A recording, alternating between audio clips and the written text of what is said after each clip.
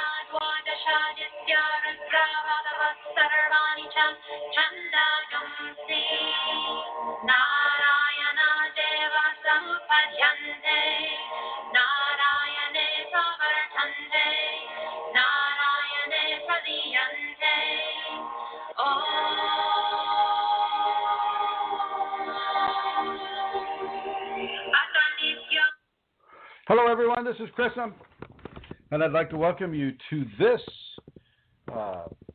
program about your Kundalini awakening experiences. What you just heard was a little outtake from a family musical group called Shanti Shanti, and they do a little bit of specializing in ancient Sanskrit chanting. And as many of you may already know, that the Sanskriti people were also the people that spawned or produced the Rishi culture, R-I-S-H-I culture. And that culture was very, very, very pro-Kundalini. People there wanted to have the Kundalini. As a matter of fact, they formed the Sanskrit or Sanskriti language around the Kundalini. And that language now is composed, it has like 90 letters in it, as opposed to 26 for the English alphabet. And it, within the Kundalini context, it's a language that responds well to the Kundalini, and the Kundalini responds well to it. Matter of fact, earlier on in my process, about 15, 20 years ago, this group was just starting out. And I latched on to my Kundalini, I should say, latched on to their music, and I would listen to it night and day, night and day. It just felt so good with my Kundalini, and I'm offering it to you today, just so that you can begin to take advantage of some of this stuff. So if you've already been to a seminar, or you have close contact with me, or we're doing private student work, things of that nature, I would counsel you to get the Shanti Shanti's album. It's called Veda, V-E-D-A. V as in Victor, E as in Edgar, D as in David, A as in Anna. And get any of their work that has just the chants on it. They try to do rock and roll, but it's just so pathetic. It's not even funny. It's almost like their own Kundalini is telling them, stick to the chanting, girls. Stick to the chanting. but I would suggest that you go get them. They have a few different albums out. They have Dreaming in Real Time and Walking with the Devas, and both of those have some pretty decent chanting in it. For people that are experiencing entity issues, I am going to play a little bit of a piece that they do that has anti-entity qualities. So here we go. Oops, wrong one. How do I do this here? Let's see, go here.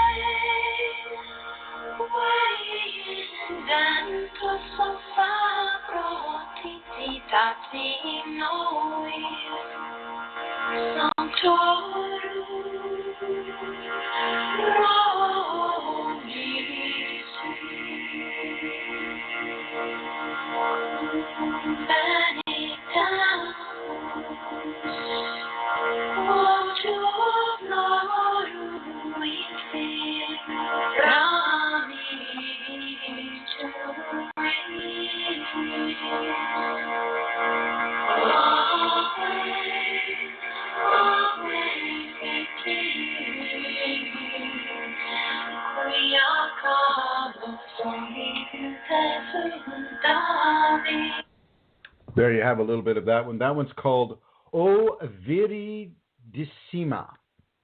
Viridissima. And this was written by a Kundalini woman in the 10th century. We know she was awakened by virtue of the phenomena that she was experiencing. Her name is Saint Hildegard von Bingen. And she was an awakened saint out of the Germany area in the 10th century. And she wrote that music. And I have tried it with people that were under direct attack by entity. And it has a very, very, very positive effect for people that are going through that difficulty. So, I just want to, put it to you that way. I'm not trying to get rid of the entities, but I'm trying to help people get rid of their fear of having the entities kind of inserted into their lifetime experience, which is that feels like the real trespass, when it's not a trespass because your Kundalini is allowing it to happen.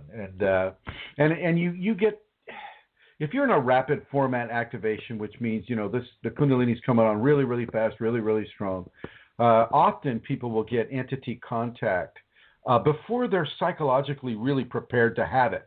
Now, if you have a teacher that recognizes the entity scenario, well, then you're, forewarned is forearmed, but most people don't. I didn't. And so this type of music that has been proven to have a very positive, beneficial effect for the individual, not so much for the entities. They don't really like it because of what's being said and the fact that this is a Kundalini music that was written. It doesn't matter that it was written over 1,000 years ago. All that matters is that the Kundalini still is within the melodic structure of the music. And this is something that I'd like to talk about a little bit today, is when you have the Kundalini, and let's just say you have your favorite coffee mug, okay? So I have my favorite tea mug that I have. I have tea in it right now. It was made in Peru by a woman named Norma. And because I have Kundalini in my body, and so do you, C.L. Morgan, and so do you, Gold Kundalini, and Atlantis Seeker, and Vincent, Elizabeth, and Joey, and Sitar, everybody has the Kundalini. So anything that you touch also receives the Kundalini.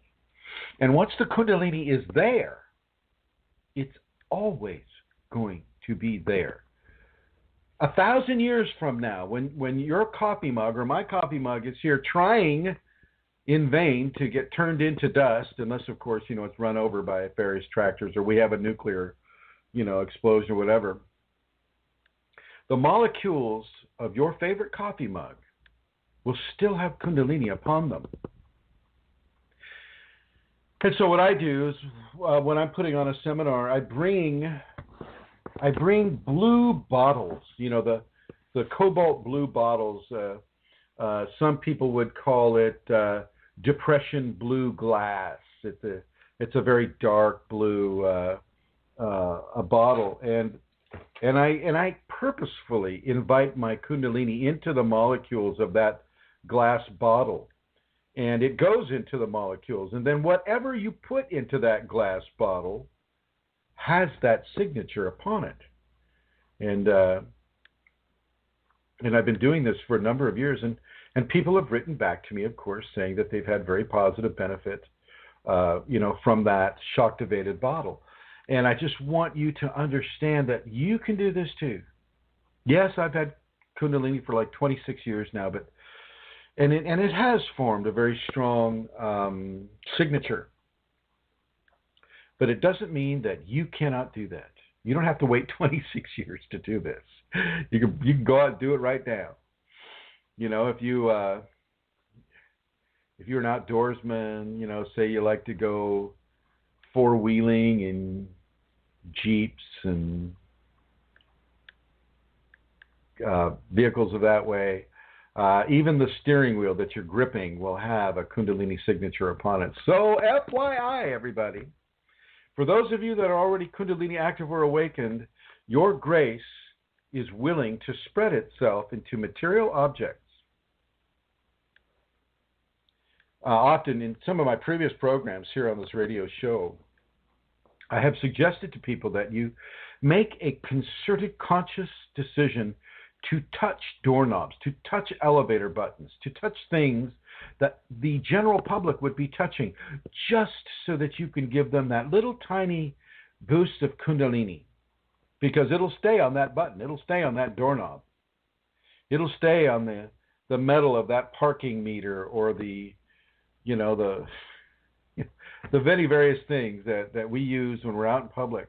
That will stay on those things, and those qualities will be carried over into that energetic signature upon that cup or that bottle or that piece of paper, or the silverware, or the doorknob, the elevator button, the railing on the staircase. I mean, you name it.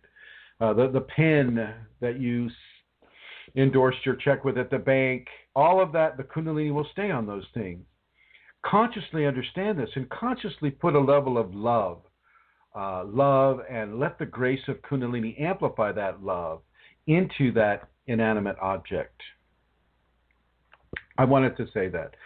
So getting back to the Shanti Shanti, the Sanskrit language has a very, very powerful draw for many people in the Kundalini. Now, you might think, well, I must have had a past life as a Hindu. Well, not necessarily. I know my past life was of a shaman in the Amazon jungle somewhere, and so I didn't have a real strong connection to any kind of Sanskrit or Hindu type of philosophy. Yet when I talk about 8,000 years ago, when the invaders, the Aryan invaders, came down from the Ural Mountains and marched down into the Indus Peninsula and began to insert their religion, their beliefs, their understandings, their mystics into the Indus Peninsula, and became consumed, and also consumed the shamanic paths that were being currently practiced by the indigenous people of the Indus Peninsula at that time, 8,000 years ago. Well, those two cultures merged, and they merged in a way that allowed Kundalini a freedom of expression that really hasn't happened ever since then, except perhaps a little bit in Egypt. But with Egypt, it was basically there for the priest caste and the ruling class. They could have that, but the Jews or the other people that were building the temples couldn't. Which actually got carried over into contemporary India. Even though I know contemporary Indians will say, oh, no, we don't do the caste system anymore. Well, you most certainly do. You most certainly do have the caste system right now as we speak. And some of the other more challenging, traumatic, cultural invalidations of women and marriage and dowries and things of that nature. But you also have the Indian people, they also have that direct connection to the ancient rishis, that direct connection to the ancient Sanskrit language, which the story behind the Shanti Shanti sisters is the oldest sister, I forget what her name is, when she was born, evidently the area where her mother was in the OB ward started humming. Even the nurses could hear the humming, like a bunch of bees were collecting together. And when this young lady was born, very soon after, around the age of 6 or 7, she started to speak a pure dialect of Sanskrit. And her parents were quite surprised by this, and they took her to Sanskrit specialists, professors of the Sanskrit language in India, and they confirmed that she was indeed speaking a very, very correct form of classical Sanskrit in the chanting.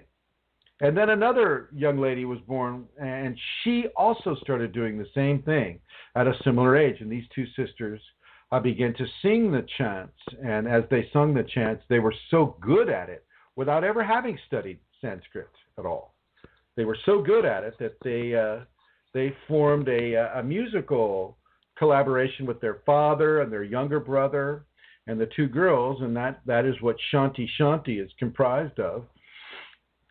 And I have to say, the Kundalini responds well to those chants. Not so much to their rock and roll attempts, but definitely to their chanting. So I wanted to bring that up a little bit. And I'd like to go ahead and introduce a person that is very, very, very helpful to all of the KAS1 community.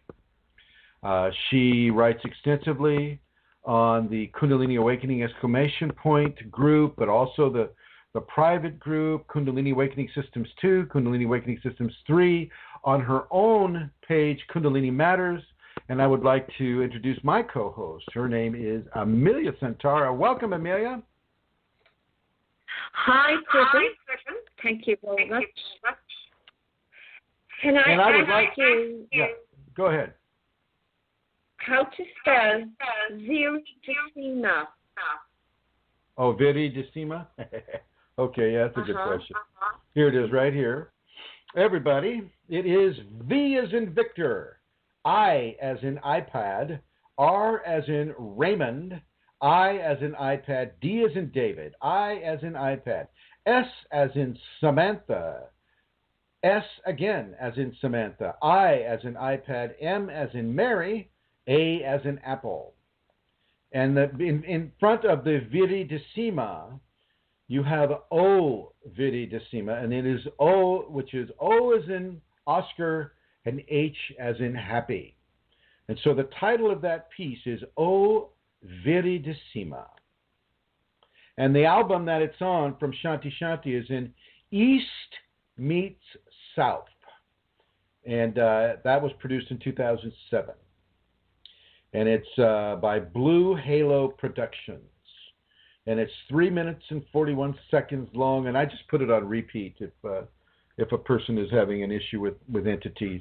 You don't have to play it at full volume either. You can just have it in the background, and it forms a very nice, beautiful, clear space for some folks having that experience. How are you today, Santara? I'm very good today. It's 11 o'clock here at Chrism. The weather has been beautiful. We've had some really lovely, lovely sunny days, so I've been enjoying that. That song has also been... Repeat everything you've said in the Irish language. Please begin. Yikes. Hear me? Continue, please. You want me to say it in Irish? Yes. I don't want to say. I can't remember, Chrism. I'm gone blank. Níl is agam all the road, and so shin agus níl me a kind anymore. So shinné. Okay, and so the reason why I have you do that is because of the very, very special spiritual connection that Ireland has. Ireland has, an extreme amount of archaeological evidence of other civilizations being there far before the British. And, with the dolmens and the different standout rocks and some of the areas there that are very, very much in line with what I'm talking about as far as ancient Rishi or Sanskriti word. Can you go ahead and welcome everybody to the show, and welcome each person that you see there in the chat room in the Irish language. Okay. Well, Dies Mergus Galer, agus tá fáilte rud isteach go dtí an radio seo a nacht. Tá méid fécant ar an screen agus díos mar agus Emma agus Atlantic Seeker agus díos mar agus Padraig, Mary Jean, Vincent, C.L. Morgan agus Cole agus Paul May and Paul Grow a gomdit galéir agus foilte. Now, do they know that? Thank you very much for that. And if the people in the chat room there, can you let us know that the sound is okay? Can you type it out? Excuse me, I had to sneeze there a little bit. Yeah, that would be Mary Jean. Interesting, Chrism. There's no one typing. I know. That's worrisome. That's worrisome. Yes. There we go. Type. Steel Morgan's typing. Okay. Talking to the air again. Oh, good. Did you hear my air recording? Thank you. Okay, thanks, guys. You know what's interesting about the Sanskrit? Very early on in my process, the Sanskrit language really, really resonated with me. It just resonated so much. And just like you, Chrism, I did not have any experience or interest or connection at all to yoga or to any Eastern culture or philosophy. And yet the Kundalini, that Kundalini language is just, you know, it used to bring tears to my eyes. It kind of brought a tactile end to my heart. Yes, you can get bliss from listening to that. Yeah, I did. And I discovered, at least, you know, I didn't discover, Kundalini guided me to learn that there were Sanskrit lessons available in my city. This is years ago now. And I went there for a time. But it was a real phase of intensity for me. And it passed. It's not like that to the same extent anymore. But it was amazing. Yeah, the Sanskrit language, you know, for the first 12 years, 13 years of my life, I went to sleep, and every night, every single night, I was transported to the Amazon, or the Amazon was transported to my room, and what I would hear would be some of the bird sounds like we heard with the ayahuasca ceremony down there, Santara, you know, that type of stuff. Yes. And I would hear that every night. I would hear howler monkeys every night. I would hear, you know, crickets and other kinds of animal sounds, growling sounds, long, drawn-out sounds. But I wouldn't hear Sanskrit. And later on in my life, when I was finally gifted with the understanding that I had Kundalini, well, it took me straight back there and, you know, and started filling in the blanks with shamanistic practices designed for Kundalini expression. This would be my third incarnation with the Kundalini, and I have only myself to blame for this. Just keep coming back to hell. Don't get enough, huh? Anyway. Yeah. So yeah, it has a very, very, very definite impact, and the Sanskriti language is very pure. It is a prayer and a music and a language all at the same time. And I'm pretty sure that each one of these Kundalini people, from Cole to Mr. Morgan to Vincent, Mary Jean, Emma, Lannis, Guest 1250, all these people will have, I think, a fairly positive experience with that. Well, the O Viridissima piece is ancient Latin because she wrote it in the 10th century AD, and she wrote it within the context of the spiritual belief system she was involved with at the time, which was Christianity. So O Viridissima has to do with adoration of the sacred feminine, as in Mother Mary, and the truth of her qualities.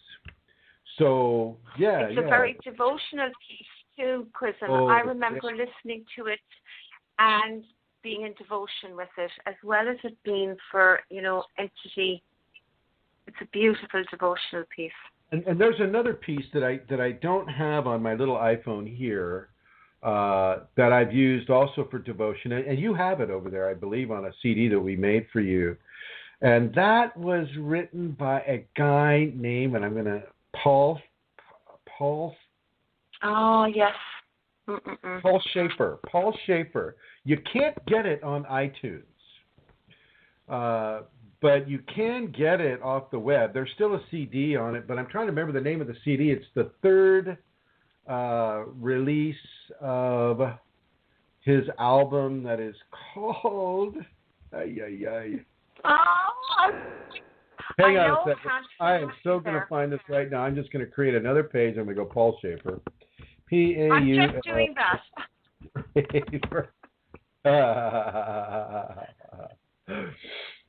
Music. And, here we go. And that would be, oh boy. Spell Schaefer for me, Chrism. Yeah, well, there's different spellings for that. Yeah. Oh, gosh, I gotta get this to the folks here today because it is so, it's important. Because this music is even more powerful than the Sanskriti music, because it carries such a strong devotional quality. Just a second here. Let me try it again. Oh, Schaefer. Oh boy. I can kind of see the CD cover. It's something 3. Not cantata, but oh gosh. Keep looking that up, will you, Amelia? Because I'm going to move on. Keep looking that up, okay? Can you hear me? I'm looking it up.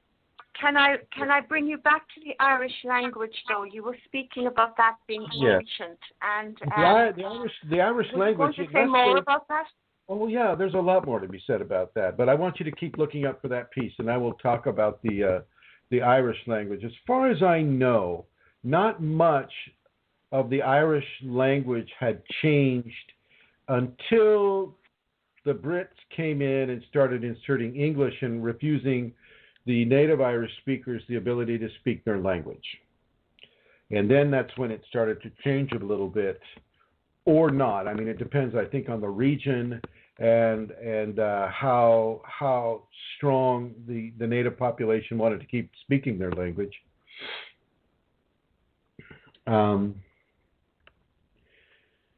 It also has overlays of the Tuatha De Danann. And this is very important because the Tuatha De Danann were a race of people that came from the north and the west, and a lot of people are saying they came from Atlantis. But they came and they had very, very demonstrable abilities that are very Kundalini-like. And I'm fairly certain that they imbued some of the Irish language, certainly the ancient aspects of the Irish language, with that Kundalini energetic pulse. And so as you pronounce certain Irish things, just the same as you pronounce certain Sanskriti things, you'll feel a definite pulse come from your Kundalini.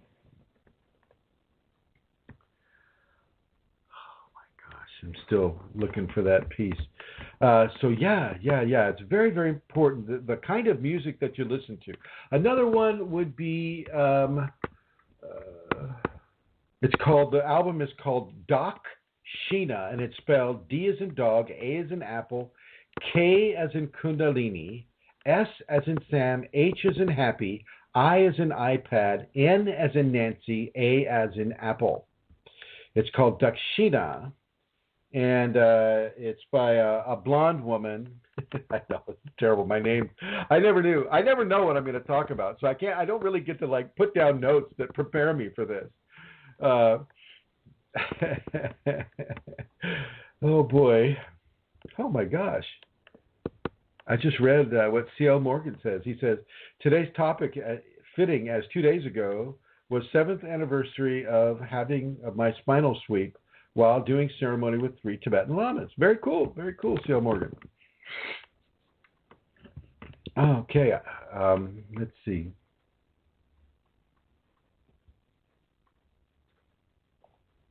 Yeah, well, the name of the album is Dakshina, and it was put out in 2007. So that would be another one to get for people who are wanting to have Kundalini begin to be inspired by the music that they're listening to. So, and I know Cole and perhaps Mary Jean, Vincent, you have had other experiences with this. Looks like we have a question from Minnesota. That we have, Chrism. Diva Premal is the name of that artist, isn't it? Deva Premal. Deva. Primal. Yes, Deva Premal is the Dakshina artist. And all of her music, there is very, very... What is going on?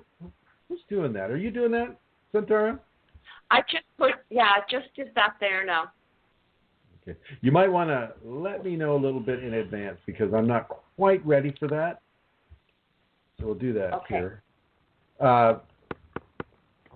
So yeah, do look to get that music going for yourself. Don't be afraid to play it while you drive unless it puts you into a trance. Now, some forms of trance states are very, very conducive to Kundalini, but they're also conducive to, if you're not doing a lot of cleaning or energetic hygiene, then you'll have a lot of entities floating around you. And if you go into a trance state, it's kind of easy for an entity to jump in. So that's an FYI with that. Make sure that you're doing your energetic hygiene. And that means forgiving people that have hurt you. And that means tolerating people that irritate you. And that means accepting the divine grace that is flowing through you with gratitude and with grace and with happiness and with joy. And self-correcting yourself away from some of the egotistic attitudes and understandings that you may have previously allowed yourself to have. So you always want to have a level of self-correction there. And now I'm going to go back to Santara, who put herself in the blue. Chrism? And yes. I think I have it. It's Aria. A-R-I-A. Aria 3. That's the one. Aria 3. Yeah. Nicely Do you want me to play it? Yes, please. Play it for the people. Let's see if it'll work, okay? You know which one it is, right? No, 1 second now. Okay.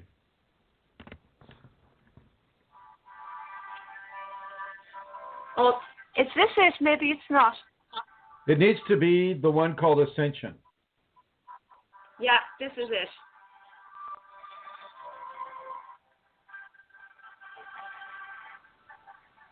Oh, that's not happening. No. That's not happening. That's not happening. Oh, it's not happening? I can hear it here, but it's obviously not transferring. Okay. It's breaking up. Yeah. Please, thank you. So that's let's the one to tell get. people what it is. It's called Ascension. It's on Aria 3 by Paul Schaefer, and strongly recommend that. And the other one, which I think is the third track, it's called, what is it there, Amelia? I don't know, Chrism. I've just got that one. I got it in a website that I had. Now, the thing is, it's not Schaefer. It's SCHWARZ. I'm sure that's how you pronounce it. But Schwartz. That's the spelling. Paul Schwartz. You're right. It's Paul Schwartz. Yeah. Paul Schwartz. My bad. I haven't. No worries. So that's a very powerful one, people. If you're listening, you will love it. Yeah. Very, very powerful. Yeah. Okay. So, very, very powerful stuff. And this all has to do with the audiologics of the Kundalini, listening to certain frequencies and harmonies and chanting and language and discerning the intention. Whether you understand the language or not doesn't matter. Your Kundalini is discerning the intention and the language without you having to. And by doing that, you are getting the benefit from your Kundalini for the music that you're listening to, that you're consciously listening to. You got to remember, you're making a choice to listen to this music, and that choice is a nourishment for your Kundalini awakening program with you, your equation. So I strongly advise that you do that. You listen to that music, and if you want to start chanting, oh, look at that. She put the link up there for those of you on the chat group. Go ahead and visit that link, or at least copy that link so that you know how to get to it after the show. Very nice. Thank you, Santara. Thank you very much. Go ahead and chant. Chant in Latin, chant in your own language, chant in Sanskriti, chant in ancient Irish, chant in the language that resonates with your Kundalini the most. And always remember, I'm not suggesting that you chant, "Oh, my Kundalini, give me a royal blue Corvette, because I want to have a royal blue Corvette that's four-wheel drive that I can go into the desert." You're not asking for something. You're actually giving gratitude and giving to the divine rather than expecting something from the divine for yourself. That's something that is very important for you to understand. Now, one thing that you could chant to yourself in your native language of your birth would be, "I am at one with all that I am."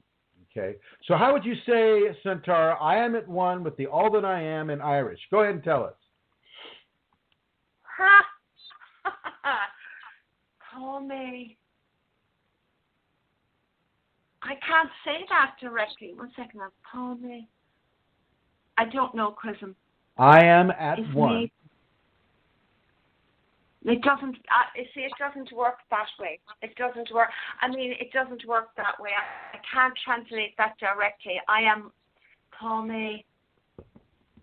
It's me. I can't do it. No, I can't do it, Chrism.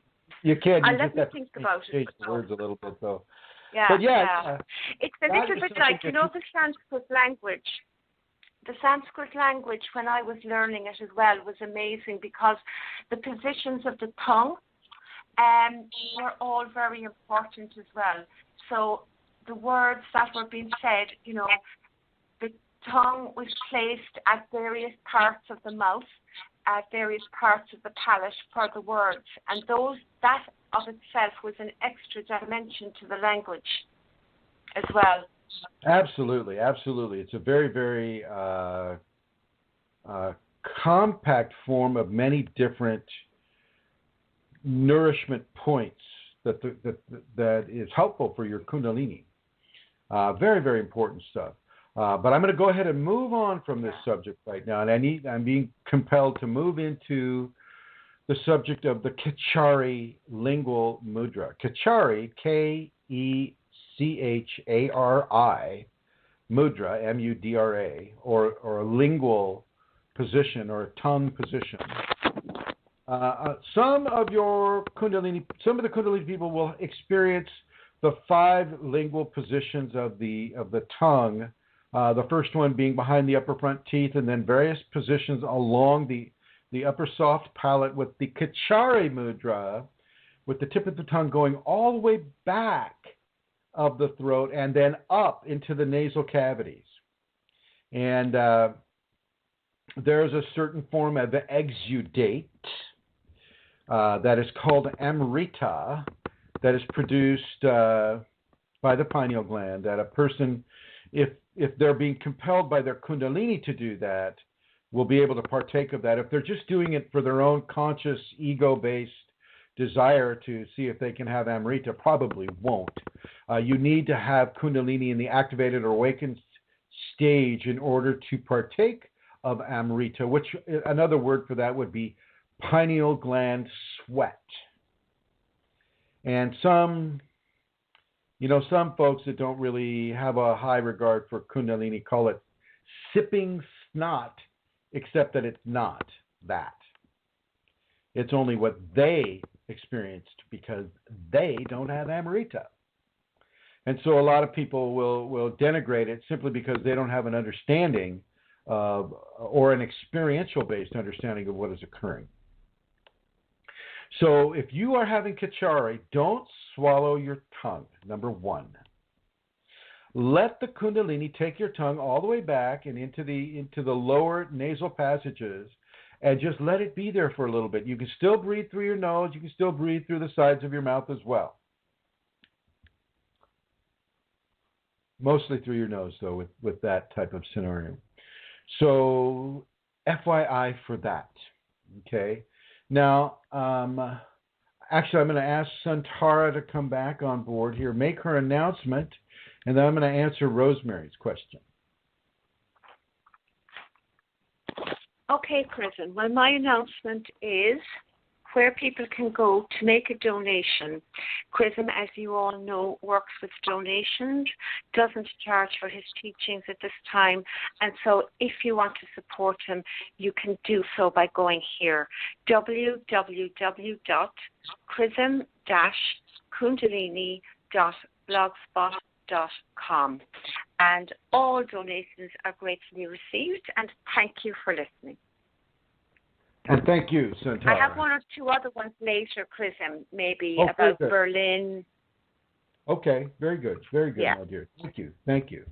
And I'm going to put you in the blue, and I'm going to put Rosemary online here. Hello, Rosemary. Hello, Chrism. You already answered my question. I did. Thank you. Oh, you're quite welcome. I'm going to go ahead and bring Elizabeth on board. Elizabeth, a.k.a. the House of Lavanya. Hello, Elizabeth. Hello. And Hello, how are you this beautiful West Coast day? Oh, it's a beautiful day. I just got off work. I'm sitting here with a large wasp next to me in the window. Oh, the waspies are just as fine as the spiders, let me tell you. They are very, very smart. I've had communication with them. They have genetic memory, which I so appreciate. Oh my God. Yeah. You speak to one queen, and that communication goes to all her babies, including the next new queen. Oh my gosh. And so all her babies get it. So you don't get stung. You don't get stung. They don't bother you. It is so. It's such a sweet deal. It is such a sweet deal. Anyway, do we have messages from Laranya today? We do. I don't know how much it has to do with, what you've been talking about, so I don't know. You talk about what she wants to talk about. All right. Well, this week she gave me, I had asked her a question because I had read again and again Brooke's posts on women and jealousy and why I was pondering, why does that happen and things. And Elizabeth, to give people a bit of a reference point, can you read Brooke's piece and then read Laranya right afterward? Oh, golly. I don't have that on my computer, but hers was different, and Laranya changed it from, she didn't talk about that. She instead talked about ego retraining. And so she answered my question very briefly and in a completely different way than Brooke had answered, than Brooke's post. But it wasn't what she wanted to talk about ultimately with me. What she wanted to talk about with me was ego retraining. And so she titled this one, Time to Grow a Thicker Skin. And she very briefly talked about Brooke's post. And sorry, go ahead. I just love that. Time to grow a thicker skin. So true. Time to grow a thicker skin. And she just said very briefly about the subject that Brooke had posted. She just said, when you start to spread the words of the Kundalini divine, there comes with it a seeming deluge of jealousy and pettiness. It will come at you from all directions and can make your ego mind a little shaken, to say the least. Energy forces that are against this information getting out into the general population for the betterment and spiritual evolution of this planet will create obstacles to be overcome, and in many instances that your ego mind must ignore. Jealousy is insidious. It undermines the very things that love nurtures. It chips away at our basic foundations and makes us weak. Look closely at the definition of insidious. Proceeding in a gradual, subtle way, but with harmful effects. It can create an endless cycle if not put a stop to. It is a wonderful way for the negative energies to try and sneak in and create havoc. So stop it in yourself at all costs and ignore this behavior from others, period. By now you know a lot about psychological projections. Remember not to feed into them. But then she changed the subject immediately. Well, just a second now. Just a second. Okay. Just a second. I'm going to read really quickly what Brooke wrote so people have reference. The attitude of jealousy destroys. It is the vilest attitude one can hold. It will breed competition and desperation within the heart of an individual, causing them to do very hurtful things to one another. The pattern shows up and finds a particular expression among women. They jockey for position. They manipulate and try to exert control over their surroundings. They attempt to exert control over the people in those surroundings. They become addicted to recognition, validation, and position, as if these are things that give them their identity and their security. But it is the Kundalini in you that is the only source available to you that gives value through you. The Kundalini priestess is love. She holds love for her sisters. She knows, just a second here as I'm reading this, I'm going to go ahead and put you in the blue, Elizabeth. And the Kundalini priestess is love. She holds love for her sisters. She knows that she needs them. She has compassion for them, and at the same time, she honors them. It is my prayer today that all women return to love, that they release the competition one with another. They release their desperate hearts into the purifying fire of the Kundalini. It will be the healing, releasing, understanding, correcting, and resolving of this particular frequency of expression, that of jealousy, that will allow one to ascend even the first steps into the temple of the priestess, or the temple of the sacred feminine. And that was written by Brooke Robertson. And coming back to Elizabeth here, putting her in the red. And that's just to give everybody a basic reference point for what Elizabeth just wrote from Laranya's standpoint. And I'll ask you to come back later on and go through the archives and rewind that so you can get Laranya's understanding first, and then, you know, the reference point with Brooke. Continue, Elizabeth, with the new subject. Okay, so that being said, then she changed it. She said, well, it's not changing. It's on the same subject, but she's then making it about retraining and refocusing the Kundalini, restructuring our egos. So she says it's also very normal for the ego to want to stop itself, all by itself, by second-guessing the Kundalini, and by that she means by speaking the words that the Kundalini is giving you, the words and things, ideas that are flowing through you from the Kundalini. So by second-guessing the Kundalini and by creating things that are not necessarily there in order to maintain control, for your ego to maintain control. Make no mistake, she says, the ego is not in control. It never has been. That is an illusion. Stop second-guessing yourself when words are flowing to you that should be shared to help others. It is not about you. It never has been. All the little personality reactions from yourself or from others have little to do with what the divine is trying to achieve here. Again, stop second-guessing yourself and silence the naysaying part of the ego. You do not know who your Kundalini's words are trying to help or how much. And then she says, the lengths that the ego will go to trick us. It is not important, and you must keep going. Do not lose heart. Do not let your ego cause you to stop or take notice. It is time to grow a thicker skin to continue on your trajectory. You must shake it off and continue on. That is the most important thing, to shake it off and continue on, make the mental corrections and move forward. This is not about you. I am speaking directly to the ego here. Your ego needs to be retrained to weather the storms and to not create any storms that are not necessarily happening the way your ego thinks they are happening and tries to latch on to. When you are emotionally overly sensitive, as the Kundalini will make you, your egos automatically can jump to conclusions and endless chatter and emotions that are not so important. Stop giving them power. Listen to me and do the work of the Kundalini. It will not always go smoothly for your ego. That is too bad. You need to break old patterns of the mind. You are not the same anymore. I know you can feel this.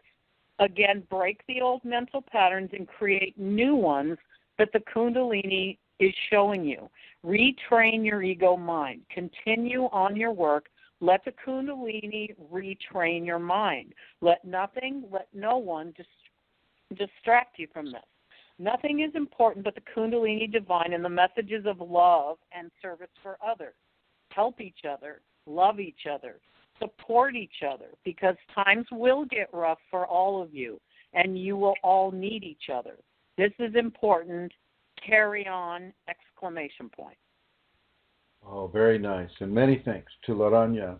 And Elizabeth, just for the understanding of, say, new people who haven't been listening to this program for a long time, who is Laranya?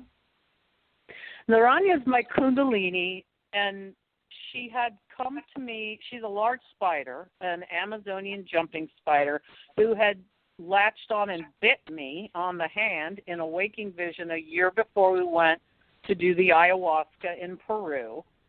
She then led me to Peru, strongly wanted me to go. And so we went and did the 4 ayahuasca ceremonies in Peru. I don't know if everybody realizes that we were in Peru to do that, and do the plant medicines. And there my connection to her became stronger through those ceremonies and through going there. Very good, very good. So yes, this is specifically from the Awakened Kundalini and Elizabeth Dalton Gonzalez, who the Kundalini itself has decided to come to her as a large spider. Actually, the Peruvian jumping spider is one of the most venomous spiders in the Amazon basin. And it bit her, and when it bit her, it led her through the jungle, explaining to her what that plant's used for, what that tree's used, what that relationship to the environment is for whatever life form they were running past. Because I believe Elizabeth told me at the time that she was getting a tour through the jungle and a lot of downloads of information about the jungle and how various species interact with each other, including plant species, animal species. And we did indeed go down to Peru to participate with ayahuasca specifically, for the Kundalini specifically. And we're going down there again in next February 2017. I'm looking to do it on the exact same dates as we did this last February, which would be the day before Valentine's Day.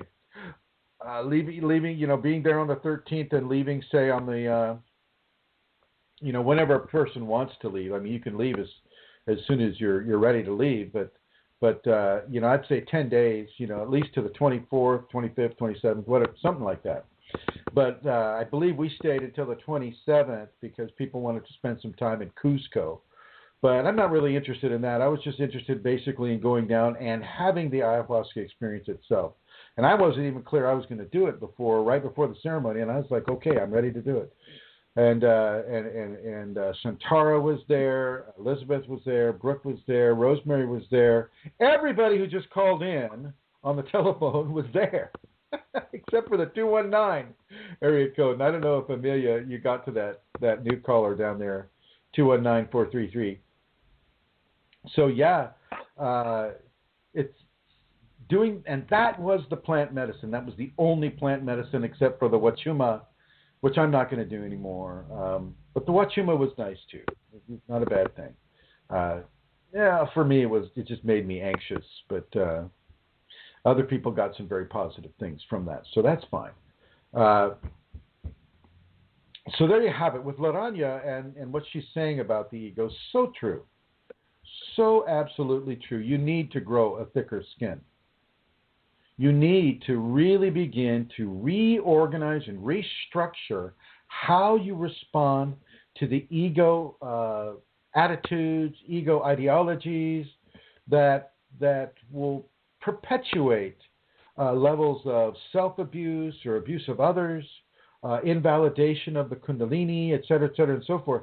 And it's very, very important for you to begin to really restructure how you receive input from unawakened society and how you respond to that input of unawakened society.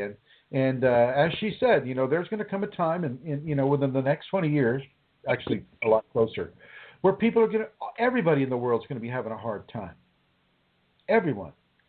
And that is very important for you to understand, that we need each other.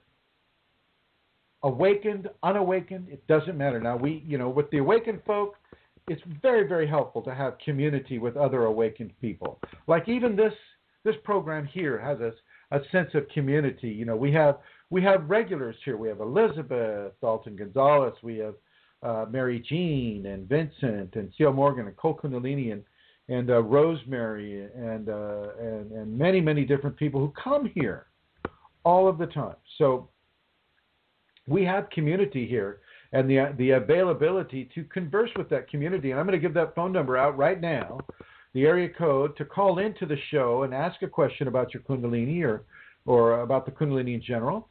The number is 347-934-0026. 347-934-0026. And you can go ahead and give us a call and ask your question. As soon as you call in, Amelia will come over to you. She'll say, "Hi, how are you?" in Irish. You may not understand her, but that's Amelia there. And you can let her know, what your question is and things like that. So definitely grow a thicker skin. Grow a thicker skin and really, really, really begin to bring that new attitude out into your public and private dealings with unawakened society. Do you have anything to add to that, Elizabeth? One other thing, after I was given that, later that night, I fell asleep. I had a dream. It was kind of a lucid dream, and in the dream, she literally showed me a leaning or wobbly table, and it was just an old table with a leaky top, and it was leaning to one side, and there was all kinds of stuff piled on the table, forcing it to, collapse. And as soon as I woke up, she gave me a whole analogy, just saying, and it went with, the reason I'm telling you is because it went with the previous whole ego retraining thing. And it said the table represents the ego and the wobbly legs are structural concerns. The leaky top of the table are the ego's old patterns, no longer able to serve from and causing it to need reinforcement in order for it to function properly or a whole new surface to be installed. The table is a bit unstable, and if things are added to the table, especially things that weigh different amounts in areas that are weak, it puts a strain on the table, which can then wobble or break if not reinforced and strengthened in those areas. The Kundalini will do this with the psychological ego body. When the ego is fragile and wobbly in certain areas, strains are put on the ego from the Kundalini and from situations outside of oneself, which is also the Kundalini, for instance, and can be used to put this kind of strain on the ego where they can cause the ego to collapse to then strengthen it. That is another reason it is so important to trust the divine in all things in order to strengthen your ego, to retrain your ego in the areas that need it. We first have to have these areas cleared and strengthened by the Kundalini in those weak and unstable areas. When we do not understand that these things are happening for a reason inside of the Kundalini equation, that's when the ego gets confused, angry, and can act out in jealousy, mistrust, hurt, whatever, and other things that occur for the ego. And so trusting in the divine, again, is paramount to place what is needed on the ego where it's needed for your benefit. The Kundalini will put... One of the good things about training the ego, retraining the ego, is if you give the ego something to do, if you let her or him participate in your Kundalini awakening process, but participating in a way that is constructive and helpful to your Kundalini equation, it can go very well for you, very well for your complete process. All right. Now, wait a minute, Ladanya, Elizabeth. Alana Seeker asks, why are dark forces intentionally trying to interfere with our awakening, as Ladanya said? And I'm going to ask that directly to Ladanya. Because they don't want the information out. They don't want the spiritual evolution of the planet. They're happy with the planet the way it is. Well, they're happy with it going in a negative direction. Their job is to corrupt. That's their job. And the corruption is not just with dark forces attacking Kundalini people, but it's also with dark forces attacking anybody. And especially if you look at karma, many people's karma is not necessarily happy and pleasurable. Most karmas are actually very, very, can be very painful. It can be very, very difficult. And those dark forces will latch upon to that person having that karmic rebalancing and try to make that as painful as possible. And what happens with that dark force doing that is it really, really, really pushes that person to really balance that karma, really get into it. I mean, it can go overboard a bit with people sometimes, but they're really pushing it. And so the dark forces, whether they like it or know it or not, are always in service to divinity, because it is the divine that allows them to even exist and do this work. Doing this work with corruption. That's why I tell people, don't try to get rid of the entities. Ignore them. Let that be a strengthening for you, and a strengthening for your trust in the divine. Just as Ladanya was just saying right now, the divine. It is allowing everything that is happening to you to happen. And it's allowing that for a very specific reason, and that reason has everything to do about your evolution, the evolution of your soul. Your body's going to go, but your soul is always going to be here. Always. Now, does Ladanya have anything else she would like to add? No, that's it. Well, I would like to say many thanks to her, many thanks to you, Elizabeth, and thank you. And if you can, I would like to kind of make you a recurring theme here, if that would be okay with you. Sure. Thank you, my dear. Thank you very, very much. I'm going to put you in blue, and I'm going to bring up, let's see, looks like, I think, Rosemary. Hello, Rosemary. Hello, Chrism. Thank you. You have announcements. You're welcome. Yes, I do.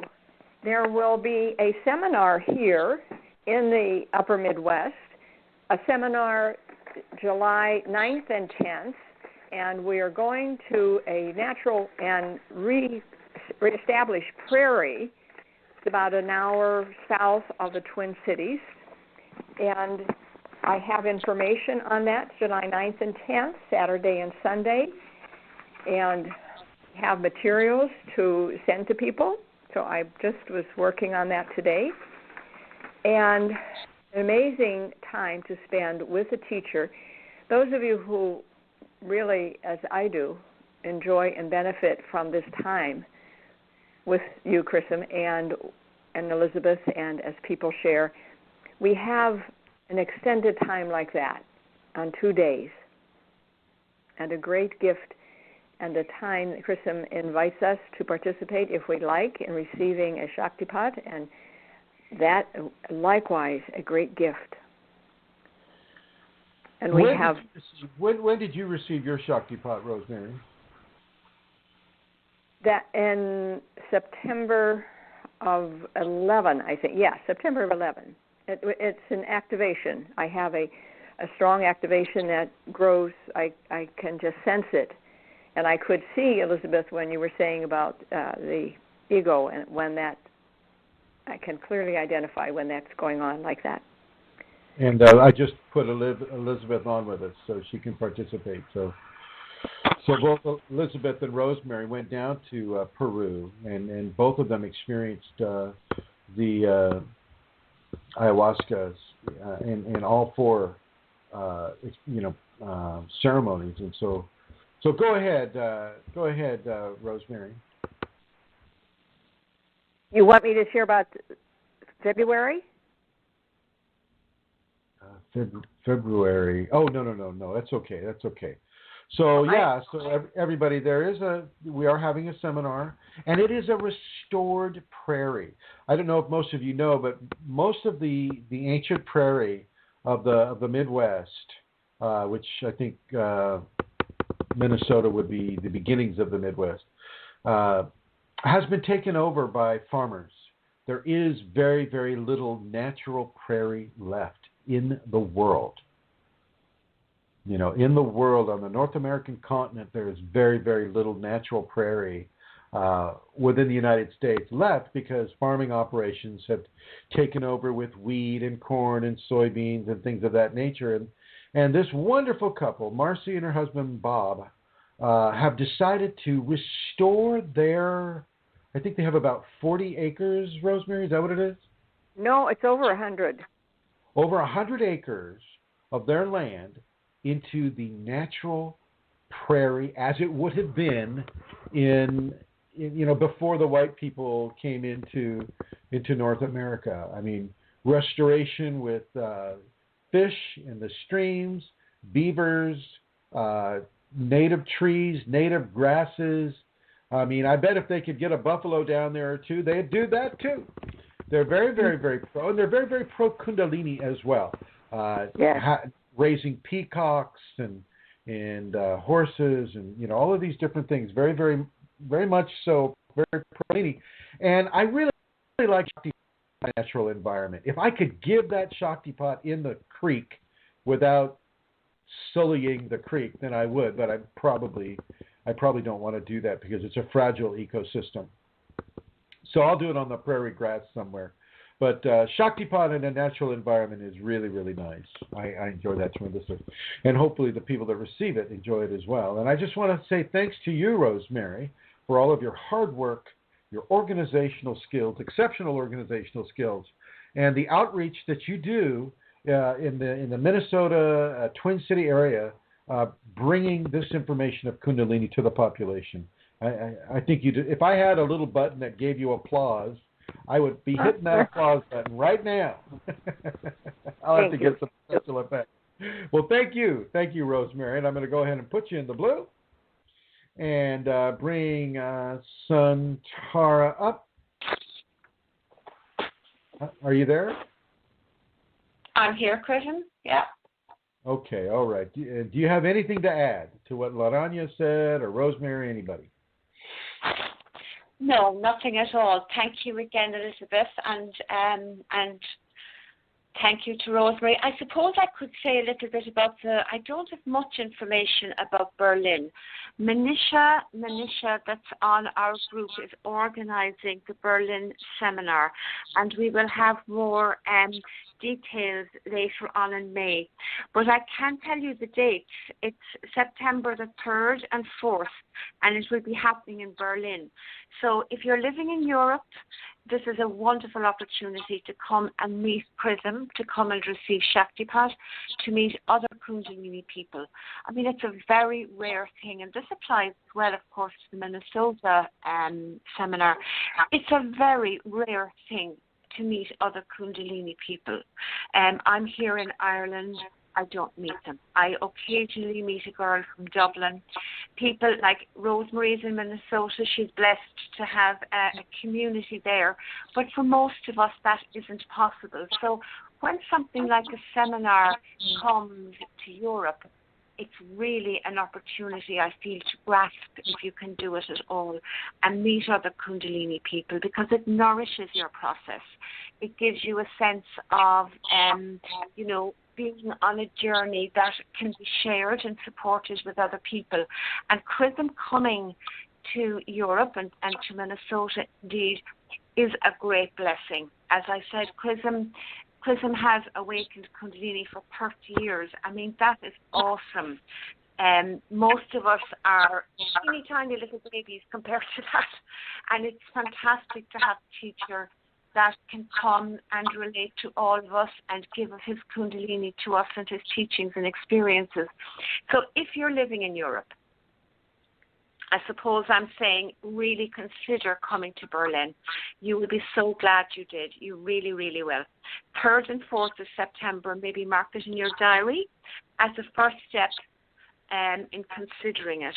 And later on, we'll have Manisha on, hopefully, if she's awake, because it's actually an hour later, again, over where she's living in Europe. It's now 1:15 midnight here. It's 1:45 a.m. there.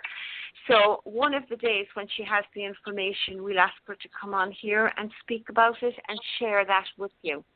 So 3rd and 4th of September to consider. And another thing I'd like to announce is that, stay on here, Santar, is that Alonso del Rio, which is the shaman we used in Peru, for his experience and leadership with regards to ayahuasca ceremonies, is coming to Holland in I believe late August, and I believe that was the plan. I don't know if any of that's changed, but he'll be coming to Holland, and I believe Santara, you are going to see him there. Is that correct? That is the plan. There are a couple of people interested in seeing him there, and my husband is interested in meeting him for the first time and partaking in a ceremony there. So, yeah, that may be happening in August. As you say, we're not, we don't have details, and I don't know how public those details are made, actually. So there's that. Okay, no, very good. Thank you, Santara. Now, if you would please begin with the 3 questions that I believe you have. Well, since I spoke with Chrism for a moment before we started. There are a few more that have come in. So I'm going to start with one that was on the group, and it was connected with entities. And I wrote it down, and here it is. I need help. The entities are gaining control to the extent that I am feeling powerless and hitting myself on the head. Why is this allowed to occur? It's getting worse by the day, since they now use my faster EFT to something, all my resistance. Anyway, you get the idea there, Chrism, to release all my resistance. So the question really is, why is it allowed? Oh, why is it allowed? Well, I kind of already answered that question to some degree already. It's allowed because the person, first of all, the person needs to have an understanding that there are consciousness and forces in life that exist beyond the 5-sense physical body. And this is a difficult concept for many people to understand as a reality. This is a very distinct reality that even though you cannot see it with your eyes or smell it or hear it, it's still there, operating all around you. It's just that your sensorial input is not to the point where it can perceive it. Well, with the Kundalini, your sensorial input is increased, and you're able to see it and hear it. And as I may have mentioned in other programs, whenever you see or hear an entity, that creates a contract of communication. And they know that you can hear them, and they know that you can see them, and they can see you, and that whole bit. Now, when the entity comes into the Kundalini awakened person, one of the main tasks it has is to corrupt that person's process as hard as they can. And sometimes they'll come in the thousands to a person, and they'll just be screaming and yelling and cussing and doing everything they can do to interrupt that person's process. They'll do their best to take hold of the emotional body and to put them in a bad mood. Or they'll do their best to tell the person that the Kundalini's wrong, and it's a disease, and you're not really, there's no spiritual element to it. It's just bipolarism or schizophrenia or rabies or whatever. They'll do everything they can do to dissuade you from furthering this path. And this has a double gift for you. First of all, it should really begin to amalgamize for you that you do have the Kundalini and that it is gifting you, and that your experience with communication with discarnate consciousness is actually an ability that is forming for you to be able to even communicate in such a way where nobody else sees or hears or interacts with anything else that you have except another Kundalini person. That other Kundalini person is very clear about what you have. And of course, because Kundalini is so rare in the populations, you don't get a lot of validation that way. But so the first thing is that you are actually connecting within a divine format with discarnate consciousness because of the divine format that's building its platform within you. That's number one. Number two, it builds your strength because if you follow the crucible of reversal, or if you decide not to follow any of the corrupting advice that the entities will give you, and sometimes they'll give you something that is truthful just to gain your trust in order so they can corrupt it later on. The best thing to do is to ignore them as strongly as you possibly can. Don't let them influence your emotional body. Don't let them influence your attitudes towards people, your attitudes towards Kundalini, your attitude towards your Kundalini teacher, if you have one. They will do anything and everything they can do to corrupt your process. They will cause certain things to happen to you that happen to line up with your karma, and so the Kundalini will allow it because it's a karmic balancing. But they'll do it in a venue that is very, very hurtful to you, or very, very harmful to you. And so this is something else that a person needs to understand. And once you know that you have the Kunalini, and you know that your communication with entities has begun, well, you can begin to deny them your attention, deny them your fear, deny them your communication. See them as just orbiting mosquitoes that are afraid to bite, and ignore them as best you can. Okay, all right. And let me see here. Centaur, does that color, the 433 color, is no response? What does that mean? It means I went on Chrism and there was no response, complete silence. I'm going to go ahead and... hello, caller. Are you 219-433-1514? Are you there? Hello. 219-433-1514. Do you have a question? And the whole time is 00, so something's not right with that. Huh. Well, okay. We will just go back here. All right. I hope that answered that question there, Centaura. Yes, Chrism, it did, absolutely. Thank you. The next question is, why does healing given to me sometimes work and sometimes it does not? Does it depend on my attitude and in me believing that it will work? It doesn't depend on your believing that it will work. Kundalini does not necessarily need your agreement for it to work its process upon you. What was the first question? Why am I what? Why? Why does healing given to me Healing sometimes work and sometimes doesn't? Healing is given to you because, first of all, you're probably asking for it, number one. And number two, you probably have something that is there that needs to be healed. But it won't give you healing from discomfort or pain every single time you ask for it. There is a reason why you're feeling that discomfort or that pain, whatever it is.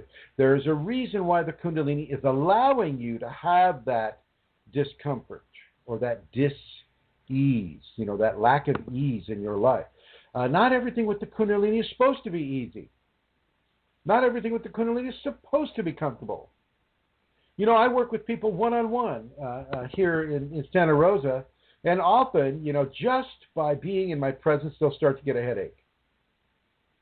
And that headache is a very, very typical thing when you're getting way too much energy. That headache will come on, or if you're getting attacked by an entity, sometimes that they can cause you to have a headache there too. And the headache is really all about acclimation to increased energetics. Acclimation to increased energetics. Very, very important. Sometimes you have to endure the discomfort in order to have acclimation. And so, let's go back to Peru. We were at 9,000 feet there, and every 25 feet, I had to stop and breathe and rest because I'm here right now. I'm probably at around 87 feet above sea level, which is a big difference from 9,000 feet above sea level. Where you can see the tops of the Andes just by looking up.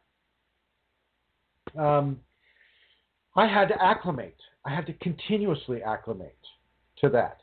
And I had to go through the pain and the discomfort of what that acclimation entailed. And so with the Kundalini, so will you also sometimes have to go through the pain and the discomfort of what the Kundalini is doing to you. And if it's opening you up to entities and you're having the entities come to you and they're harassing you and they're dropping thought forms into your body or they're making you feel this way or that, don't go into fear. Don't give them attention.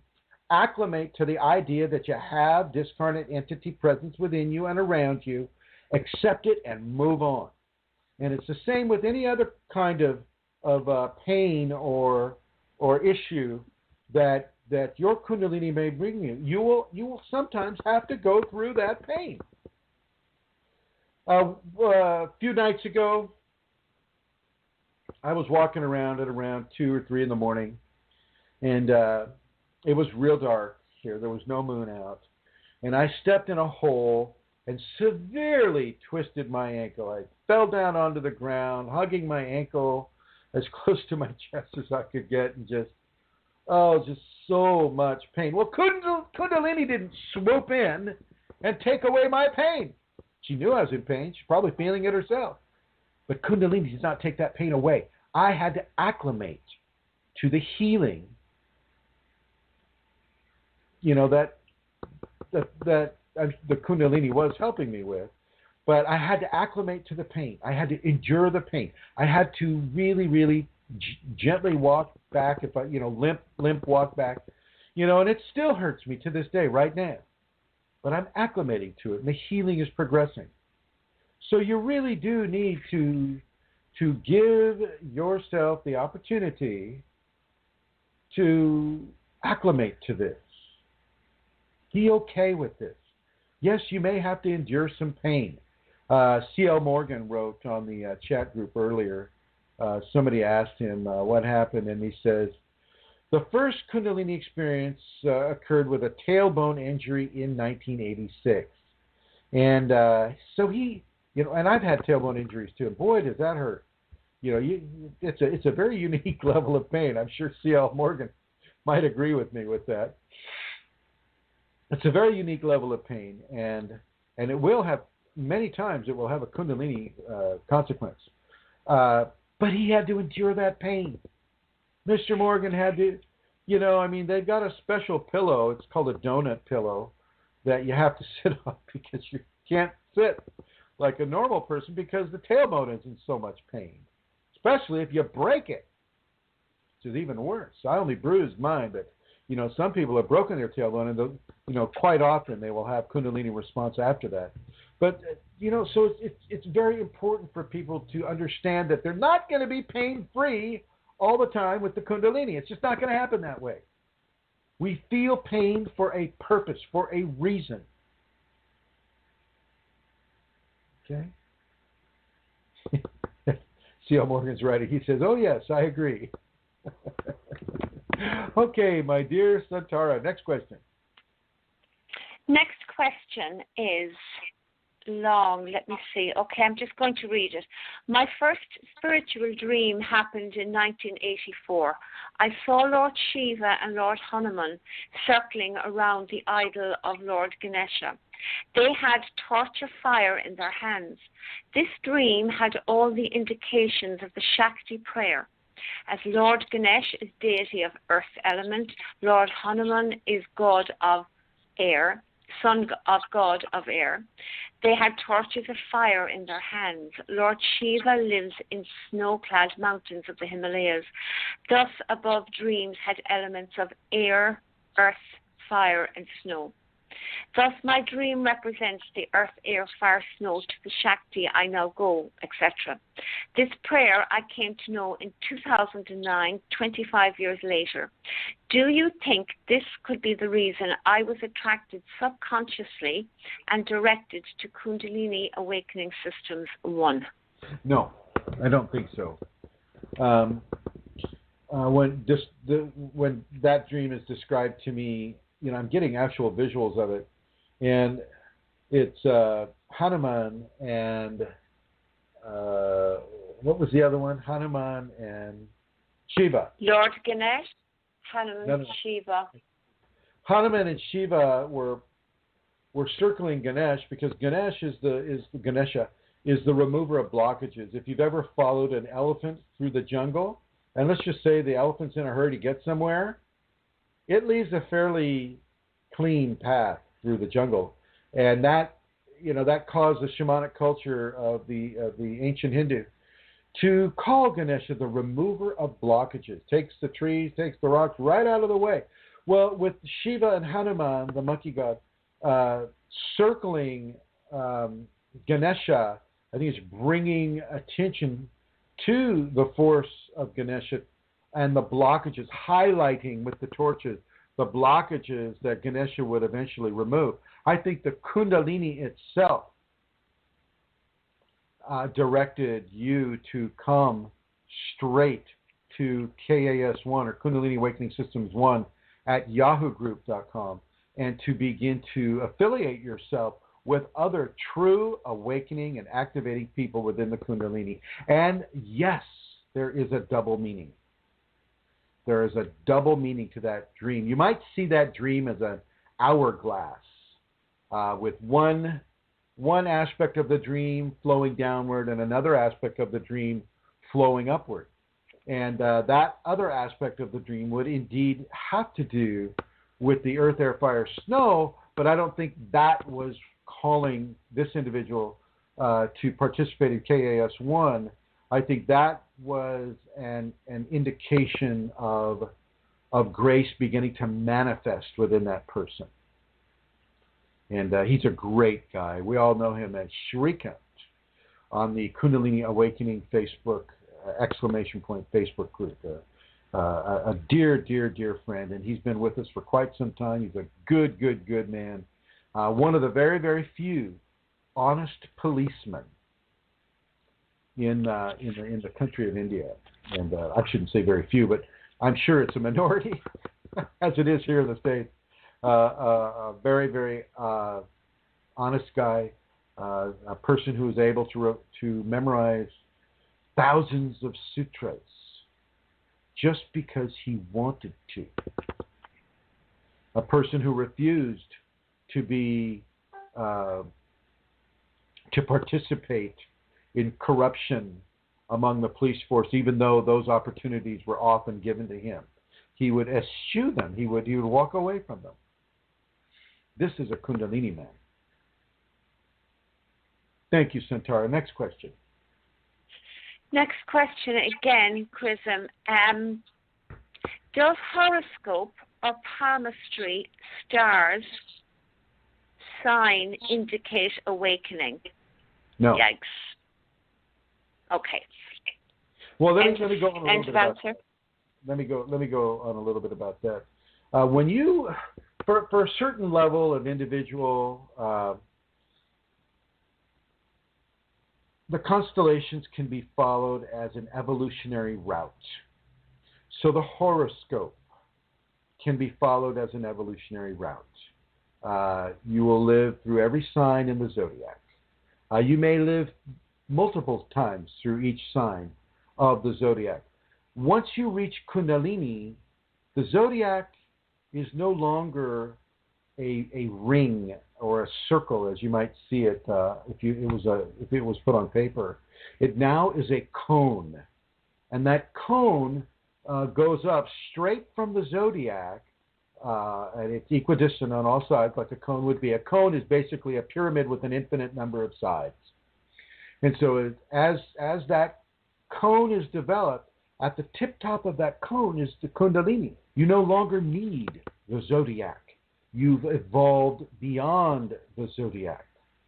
But for people that are still within the activation or, beginning to come into the activation, they will still have affectation or fixation upon the zodiac itself, whatever their sun sign is, whatever their moon sign is, whatever their rising signs are.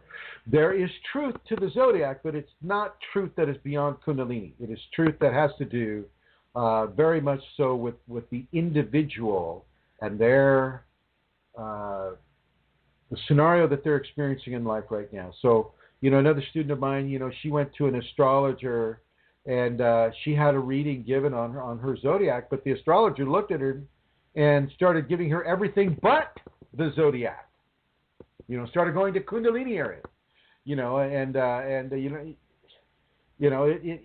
it's definitely a very provocative point because it really demonstrates, first of all, that this person is one of my students right now, and a very proactive student, and is working very hard to find their balance and to express their skills and to give their service and their love and their understanding into the populations, into the direct environment, social and otherwise, that they're living in right now. And so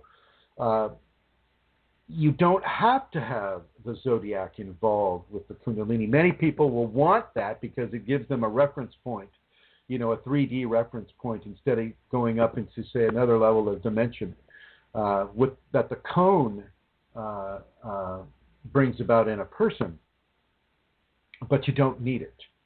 And the cone, as if anybody has watched the Kundalini cone on YouTube, you'll see that Brooke is describing a very similar scenario that I'm describing here with regards to the zodiac and the Kundalini. Well, this would be what's happening on top of a person's head, is that Kundalini cone. And anybody that has the awakened Kundalini has that cone, and it makes you duck if you're, Does that happen to you, Santara? Yes, it does, Chrism. It's not as protruding as it used to be. I remember at one stage, my goodness, I used to have to duck down inside doors, and that now it seems it's not quite as extended as it was. Exactly. Yeah. Don't even. It's amazing. Don't even think about riding a roller coaster. Oh my God. Oh, yeah. I'll never do that again. I can imagine. So, yeah, I bet you had to almost put your hand up to hold it because it was. No, you're constantly ducking. I mean, you're ducking way down too. Let me tell you. Yeah. And moving. Yeah. Wow. Oh, right, That was a great answer. Thank you for expanding on that, Chrism. That was very good and helpful. Okay, so this person has written in recently to me and says, can you ask Chrism during the radio show? I need some clarity on a dream. I saw 3 warts on my right palm, each at the intersection of fingers to the palm. 2 warts came out, but the one between the index and the middle finger grew to a size of a pencil. My blood reached to the tip of the wart. Then it started making different shapes, a red rose, a red pine cone, and I could feel the pressure of blood flowing in the wart while it was taking different shapes. Thank you for asking. Oh, I'm sorry, was there a question in there somewhere? Yes, I think it just says the person wants clarity on the dream. I think basically they're asking you, Chrism. Yeah. What does it mean, you know? I think the Kundalini is being very clear, a rose and a pine cone. I mean, yeah, I don't know that it gets any clearer than that, but the pine cone would be a simulacrum of the pineal gland, and the rose would be a simulacrum of their Kundalini awakening equation. And the wart would be a call out to the ego, knowing that the ego would look and say, "Oh my God, there's a wart there. What do I do about that?" You know, because it deals with our vanity and with the health of the body as well. And so the Kundalini knew that this person would look at that, and it knew that once he started looking at it, that it could change shapes and begin to communicate with that individual. And this is not beyond the Kundalini. I think it's kind of cool that the wart is shape-shifting one way or another, and that the blood, this person can feel the blood going into it and helping it move into different shapes. This is a new one on me, I have to say, and I'm very happy to receive the shape-shifting wart reference. First time I've heard of that, but I think it's a very conducive and a very positive sign towards Kundalini development in that individual. Next question. Yeah, and in the dream there was 3 warts, and 3 is a significant number. 3 warts, This is a dream. It is still the dream, yeah. So the 3 warts were on the right palm. 3 warts on the right palm, right, which would be the male sign. 2 came out, but one then grew huge, the size of a pencil. On the right hand. How do you get a wart the size of a pencil? I don't understand that. How does a wart remain? I mean, I can see it growing as large as a penny or a quarter, but what is it, like a really long wart? Yeah, well, obviously they're looking at their hand. There's 3 warts, and then one of them extends out and out and out, further and further, until it's the size and shape of a pencil on the right hand. Okay, all right. But I'm feeling it's a very Shiva symbol myself, but anyway. It's kind of a Pinocchio symbol, too, with the nose. Yeah, especially with that being on the sacred male, the right hand. I could see the Shiva reference very easily. Yeah. Well, thank you. And it's definitely a Kundalini communication, no doubt about it. A rose and a pine cone. Perfect. The rose would be the first chakra. The pine cone would be the 7th.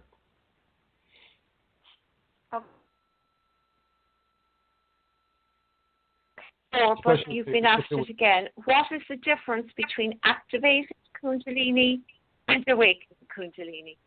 Spinal sweeps or divine merging or having direct physical, emotional, mental, psychological, spiritual union with God, with the divine. Once you have that, you are no longer in the activation sequence. Now you're in the awakening sequence.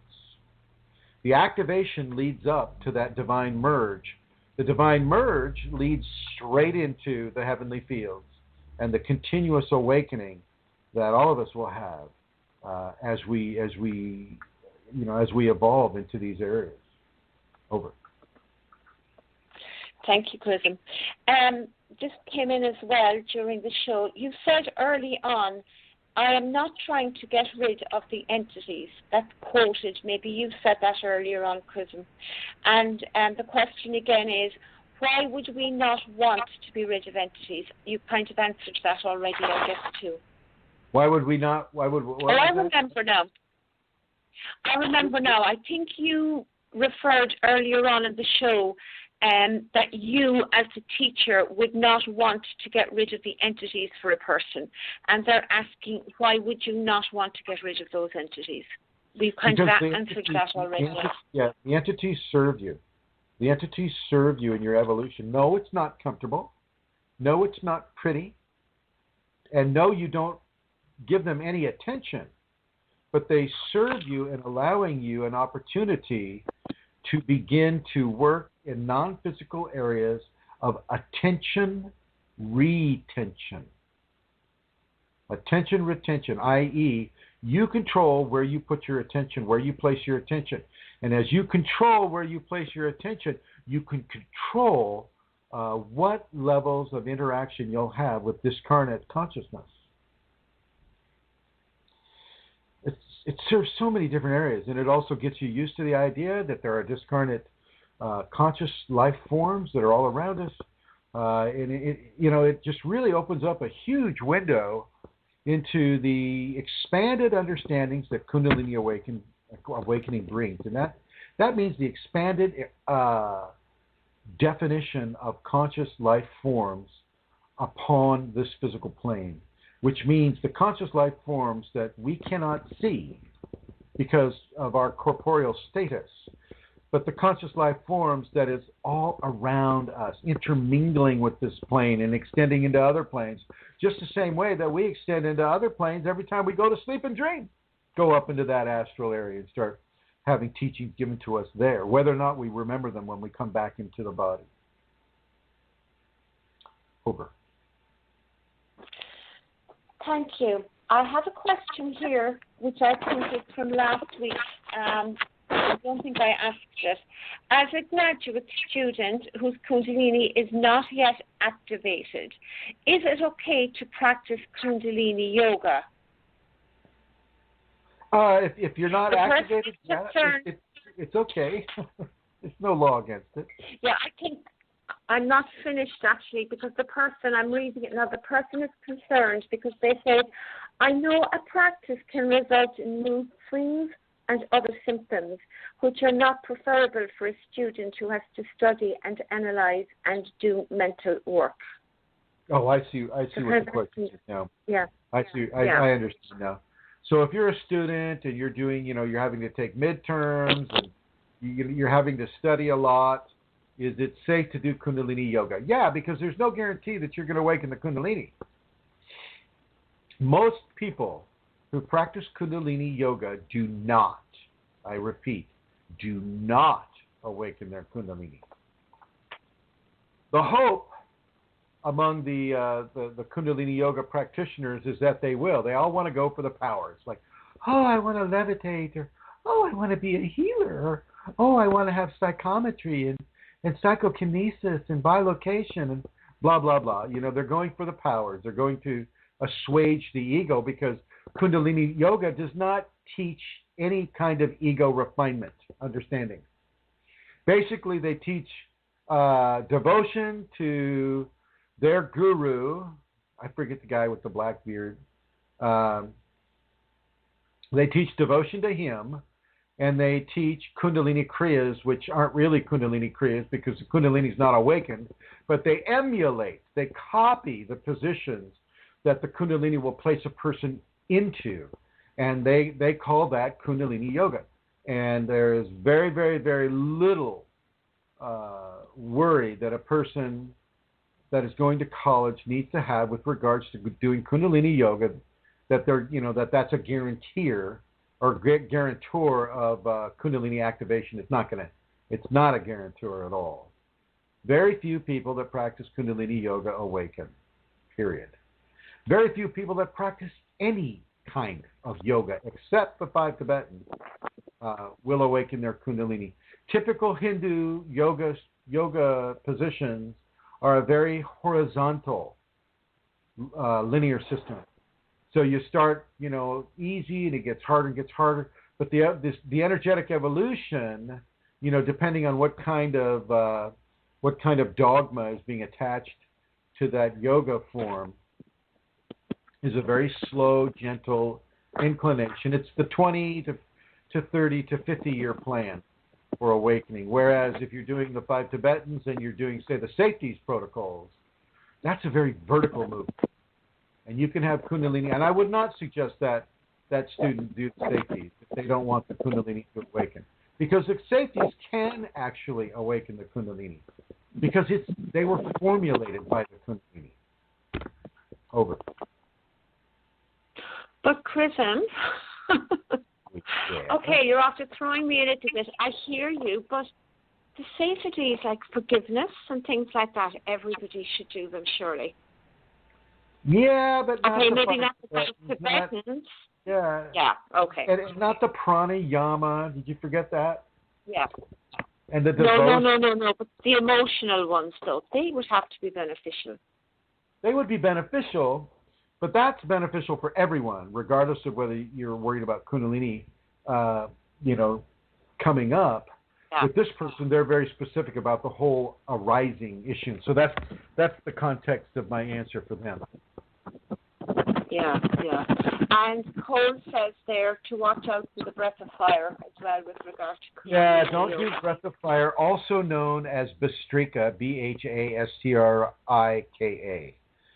Don't do Bastrika or the breath of fire unless your teacher tells you to. Now, I have counseled some private students to do the breath of fire.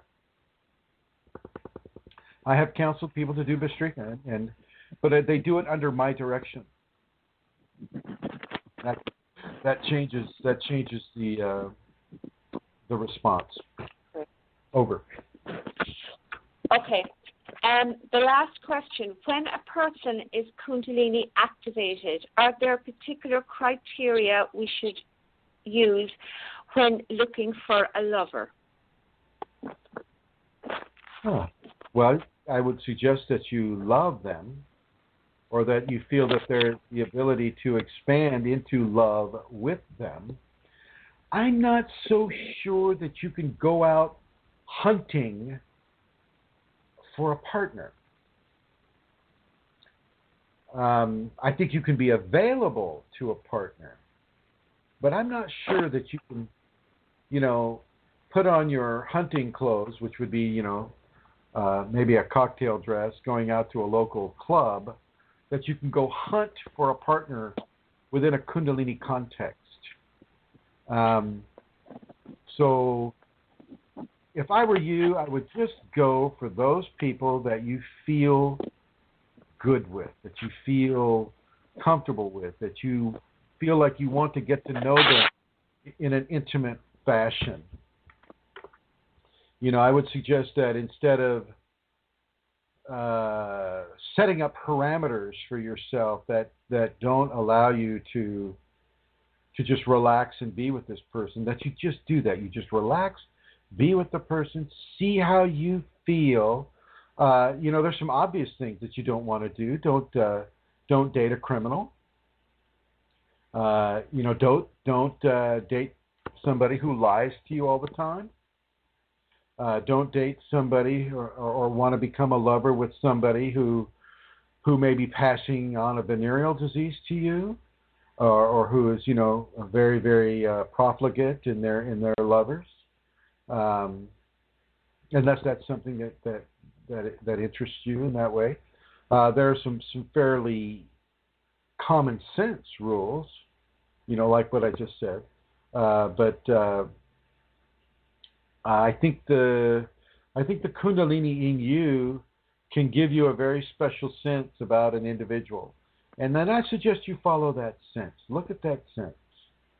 Feel what the Kundalini is giving you in that communication, and from there, let yourself be guided towards one individual over another. Over. Okay, thank you, Chrism. That's it. No more questions. All right. Okay. Very good. Very good. Now, let's see. I think that stand by a second here. Oh yeah, let's talk a little bit about karma. A lot of the Hindu and Sanskriti-based people, Sanatana and all that, will say that, oh, once you got the Kundalini up, yeah, your karma is all finished. You don't have to have another bad thing happen to you. And that's just patently untrue. You will have challenging events in your life whether or not you are Kundalini activated or awakened. Okay. Karma has a very, very, very definite timeline for the events that it wants to inject into your life. It has a very, very specific timeline, and it's also looking at a very, very specific level of Kundalini communication. And your karma will fit you perfectly. I don't care if it's twisting your ankle out there in a hole like I did, or getting robbed at gunpoint and in Rockefeller Center Square, New York City. It doesn't matter. You're still to handle those negative, hurtful, challenging situations with as much grace and trust in your Kundalini as you possibly can. Yes, if you're robbed at gunpoint in Rockefeller Square, New York City, you'll have to get your license, you'll have to get your credit card, you'll have to get all the pertinent data cards that you need in this society replaced. It is a lot of work. But I don't want you going for revenge. I don't want you hitting yourself too hard because, you didn't wake up that morning going, oh, hey, I'm going to get robbed today. You didn't. But the karma allowed it to occur. And it may not be your karma. Well, actually, typically it takes 2 levels of karma for that to occur. The karma of the thief and the karma of the individual to have the thief available to them at that time, at that place, and for them to be selected out of all the other people at that time, at that place, in that type of context. Let yourself trust the Kundalini. Don't be afraid. When I say Kundalini has your back, that means Kundalini is backing you up. They can point a cannon at you, and the Kundalini can cause that not to fire. You just keep your mind focused on ahimsa. Do no harm to others. Keep it focused on love. Keep it focused on forgiveness. Keep it focused on honesty and truth and tolerance and grace. And even though you may have lost money out of the deal, that payment may just be a karmic payment that you have to make. Okay? Very important for people to understand that. Very little happens to a Kundalini person that is accidental. Not saying randomness and chaotic events don't exist. They do exist. But when the Kundalini takes hold of you and begins to guide your life, those patterns of problematic probabilities will shrink. And they will begin to coalesce only around those issues of karma that the Kundalini allows to come into your energetic equation, your energetic anatomy, and your experiences with other people. And the other thing that I want to talk with you really quickly about, because I'm down to 6 minutes, is isolation. You may become extremely isolated. As I wrote last night, I wrote a piece that I'll share on the Yahoo group as soon as I'm done here, called A Teacher of Ancient... Let me see what that is. Yeah, I forgot the title already. Just a second, going over here to Facebook. Where is that thing? Oh, here it is. A Teacher of Ancient Divine Vitality. A Teacher of Ancient Divine Vitality. Well, you might poke a finger at me and go, oh, you're the teacher of Ancient Divine Vitality. Well, no. I'm a recipient of that teaching. Kundalini is that ancient teacher, or that teacher of ancient divine vitality. Kundalini is that vitality. Kundalini is that divinity. And she may sequester you from everyone in your life. She may take you away from your family, away from your friends, away from your job, away from your doctor, away from your dentist, away from everybody and anybody that matters to you at all. She may move you to a different country. She may move you into the hills and you're to live off the land. I mean, she can move you, the Kundalini can move you anywhere it wants. And there you are. There you will be. for a time as you work through the different lesson plans that the Kundalini has for your particular Kundalini equation. Don't be afraid to be isolated. Don't be afraid of that. It is nothing to fear, and it has everything to do with developing a strong sense of self and comfort by being just alone with you and your skin and everything under it and on it. Don't be afraid of that. Embrace that. If she's assigned a teacher to you, embrace that teacher. Totally welcome that teacher into your life. Totally surrender yourself to that teacher. I have people dreaming, and in those dreams, the Kundalini comes to them and says, look up Chrism Kundalini. He's the teacher that you need to go to right now. And they will eventually find me, and we will start that teaching. I will not deny a person who is having that experience. I will fit them in no matter what. And if that has happened to you, you go ahead and contact me. And that includes those of you that are listening in the future on the archives. Welcome to all of you. That includes those of you listening to this on your computer or on your smartphone. That includes those of you in the chat room right now and on the telephone right now. You follow the instructions of your Kundalini just like I do with mine. She gives me advice all the time, and I follow it. Another thing that I want to say before we go is that you can reach this information on YouTube at chrism.kundalini. There's 342 videos there for you to participate or partake of, covering a very, very broad swath of Kundalini phenomena, Kundalini scenarios, Kundalini questions and answers. You can go to Facebook, Kundalini Awakening ! Is a group. Kundalini Awakening Systems 2 is another group. Kundalini Awakening Systems 3 is another group. Kundalini People is another group. Kundalini Healing. We have one group that is public. We have another Kundalini Healing group that is private. Kundalini Radiance Community, which is a community that we're working towards finding a piece of land and a place where just Kundalini people can come, where we can just have community with Kundalini brothers and sisters so that we don't feel so alone in our society. And we're looking to find a piece of land and to set that up. You can go to Yahoo groups, and that would be Kundalini Awakening Systems 1 at Yahoo groups. We can go to the website, which is KundaliniAwakeningSystems1.com. We can go to KundaliniAwakeningSystems1.uk. What is it for the UK there? Let me see. Dot something. .co.uk, I think. Is it? .uk, is that it? Something like that. .co, yeah. Anyway, Google. We have a website that has Kundalini Awakening Systems 1